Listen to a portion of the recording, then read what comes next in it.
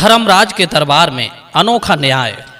दोस्तों, इस वीडियो में मैं आपको बताऊंगा कि जिस पाप का कोई गुनाहगार सिद्ध नहीं होता है और अपराध होता है, ऐसे में उस पाप का असली भागीदार कौन होता है। दर्शक बंधुओं, आज की ये अद्भुत रहस्यपूर्ण कहानी आपको बहुत सीख देने वाली है। आपसे निवेदन है कि इस वीडियो को बिना स्किप किए अंत तक जरूर देखें। मित्रों, कुछ पाप ऐसे होते हैं जिनको तय कर पाना बड़ा कठिन हो जाता है कि इस पाप को आखिर किसने किया है। कुछ घटनाएं ऐसी घट जाती हैं जिनमें अपराध तो होता है पर अपराधी नहीं होता, तो उस स्थिति में उस अपराध का दंड कौन भोगता है। तो आइए इस कहानी से आपके सारे संदेहों का अंत हो जाएगा। दर्शक बंधुओं, किसी जंगल में एक बरगद के वृक्ष पर हजारों की संख्या में पक्षी रहा करते थे। उस पर सबके अलग अलग घोंसले बने हुए थे। किसी के घोंसले में अंडे रखे हुए थे तो किसी के घोंसले में छोटे छोटे बच्चे थे जो जल्द ही अंडों से निकलकर बाहर आए हुए थे। नाना भांत के पक्षी उस बट वृक्ष पर अपने अपने घोंसलों में आनंद का जीवन जी रहे थे। एक दिन की बात, भयंकर तूफान आ जाता है। उस तूफान के साथ ही कहीं से उड़ते हुए अपने प्राणों की रक्षा करने के लिए, तूफान से बचने के लिए एक हंस और हंसनी का जोड़ा आकर उस बरगद पर बैठ जाता है। संयोग से जैसे ही वे हंस हंसनी आकर बरगद पर बैठते हैं, तूफान के वेग के कारण वे जिस डाल पर बैठे होते हैं वही डाल टूटकर नीचे गिर जाती है। डाल पर सैकड़ों पक्षियों के घोंसले रखे हुए थे। उन घोंसलों में रखे हुए अंडे और चिड़ियों के छोटे छोटे बच्चे जमीन पर गिरकर मर जाते हैं। हंस हंसनी को यह देखकर बड़ा दुख होता है। तूफान थमने पर वृक्ष पर रहने वाले पक्षी उन बच्चों का हत्यारा उन हंस हंसनी को समझकर उन्हें कोसने लगते हैं कि अगर ये दोनों ना आते तो शायद डाल नहीं टूटती और ना ही उनके बच्चे मारे जाते। हंस उन्हें बहुतेरा समझाता है कि देखो, आपके बच्चे उनकी वजह से नहीं मरे हैं बल्कि तूफान के कारण मरे हैं। दोस्तों, इस तूफान को भेजने वाले का है जिसकी वजह से डाल टूट गई। मैं आपका अपराधी नहीं हूं। हंस ने उन्हें बहुत समझाने का प्रयास किया पर वे समस्त पक्षी उसकी बात सुनने को तैयार नहीं थे। तब हंस और हंसनी ने कहा, देखो, यदि आपकी दृष्टि में हम अपराधी हैं तो चलो पहले हम किसी न्यायाधीश से निर्णय करा लेते हैं। यदि वो हमें अपराधी सिद्ध करता है तो आप जो सजा हमें तय करेंगे हम वो भोगने के लिए तैयार हैं। सारे पक्षियों ने हंस हंसनी का यह प्रस्ताव स्वीकार कर लिया। अब सवाल ये उठा कि हम अपना निर्णय किससे कराएं। तब किसी पक्षी ने कहा कि धर्मराज समस्त प्राणियों के पाप पुण्य का निर्णय करते हैं, हमें अपनी व्यथा उन्हीं के सामने रखनी चाहिए। सारे पक्षियों ने एक स्वर में सहमति जताई।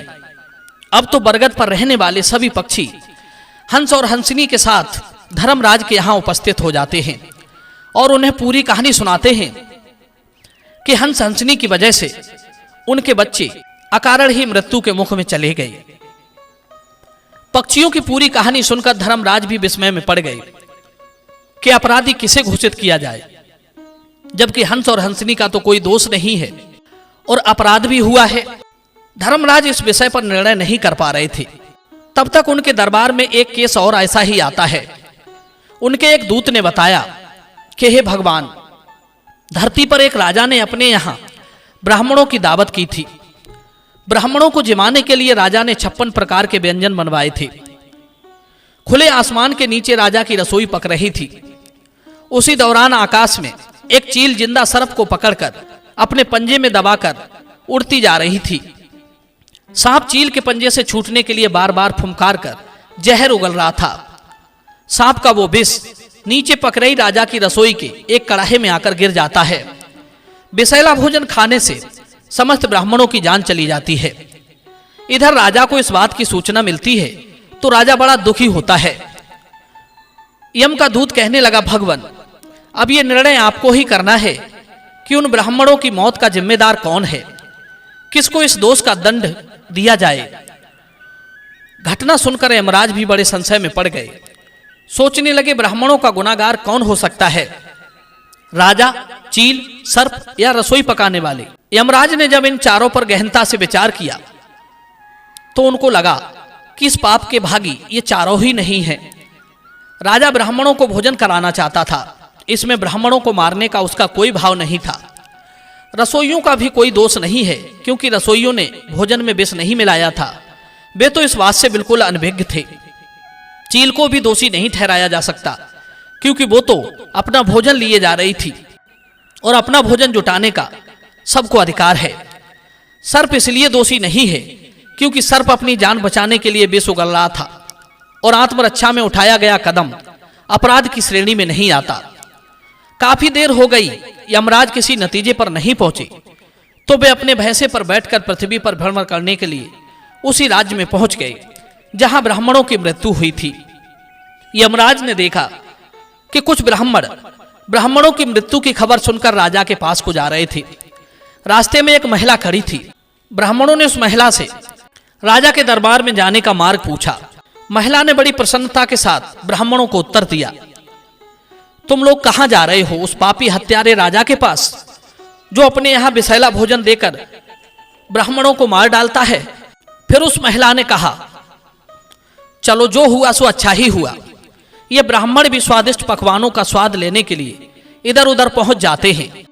अगर इनकी जीभ ज्यादा नहीं चलती तो इनकी मृत्यु नहीं होती। इनके साथ जो हुआ अच्छा ही हुआ।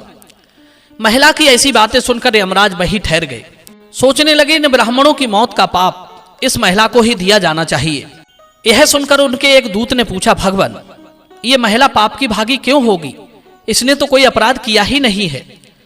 तब यमराज ने समझाया, हे पार्षद, जब कोई आदमी जानबूझकर पाप करता है तो उसे पाप करके बड़ी खुशी मिलती है, परंतु ब्राह्मणों की मृत्यु से ना तो राजा को खुशी मिली है न रसोइयों को। ब्राह्मणों की मौत से न चील को खुशी मिली है न सर्प को। वे चारों तो इस बात से अनजान थे। खबर सुनकर राजा और रसोइयों को बड़ा दुख हुआ था, पर इस घटना से इस महिला को जरूर प्रसन्नता मिली है, इसलिए इस पाप का दोष इस महिला के सिर पर ही डाला जाता है। किसी का बुरा हुआ देखकर, किसी की मौत की खबर सुनकर जिसको प्रसन्नता मिलती है, उन सब का उस पाप में हिस्सा होता है। दूसरे का बुरा करने वाला, बुरा चाहने वाला, बुरा सुनकर खुशी मनाने वाला बराबर ही पाप का हिस्सेदार होता है। ठीक उसी प्रकार जैसे एक मांस भक्षण करने वाला, एक मांस को पकाने वाला, एक जीव को काटने वाला, एक उसे कटवाने वाला और एक उसको बस में करने वाला, ये पांचों ही बराबर के जीव हिंसा के दोषी होते हैं। उस अपराध में इन पांचों का बराबर का योगदान रहता है, इसलिए पाप के हकदार भी ये पांचों ही कहलाते हैं। किसी की निंदा करने का अर्थ है हम दूसरे के पाप अपने सिर पर चढ़ा रहे होते हैं। कई बार हमारे साथ ऐसी घटनाएं घट जाती हैं जो हमें बिना गुनाह किए ही सजा भोगनी पड़ती है। उस समय उसे ऐसा सोचना चाहिए कि उसने पहले जरूर किसी की निंदा करके उसके पापों को अपने सिर पर लिया होगा। वो जरूर किसी रोते को देखकर हंसा होगा। उसने जरूर किसी दीनहीन का मजाक उड़ाया होगा। वो जरूर किसी के मरने पर खुश हुआ होगा। वो जरूर किसी के गिर जाने पर उसकी मजबूरी का फायदा उठाकर आगे बढ़ा होगा। उसने जरूर किसी के सर्वनाश में धन से, पद से, तन से, मन से, बुद्धि से योगदान दिया होगा। इसी पाप के परिणाम स्वरूप आज उसे बिना किए का दंड मिला है।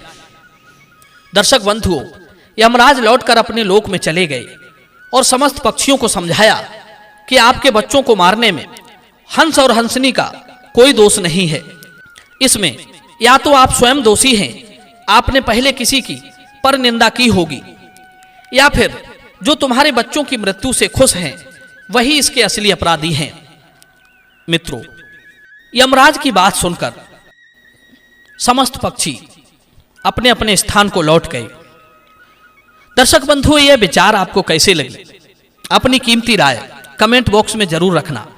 मिलते हैं अगली वीडियो में एक नए टॉपिक के साथ। आप सभी का बहुत बहुत धन्यवाद। जय श्री कृष्ण।